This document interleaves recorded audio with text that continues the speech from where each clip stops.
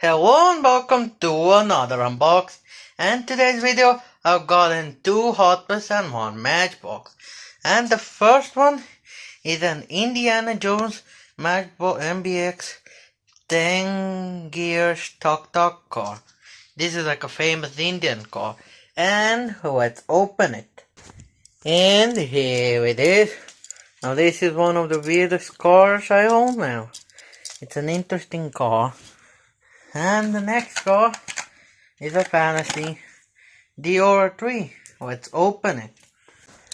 And here it is. I got this deco livery and I also brought the Dan version of the Dior 2.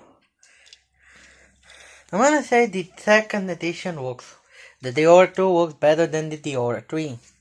And the last one, and another car for the Tune collection, small block. Let's open it. And here it is. Now the reason why I got this car is because of the fact that this is like a real racing where people build cars out of wood and they race them.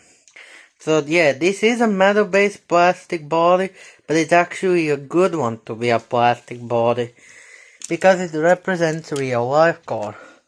I'm gonna move the Dior, and that's it for this video. I'll see you guys next time, maybe with something different. Bye bye.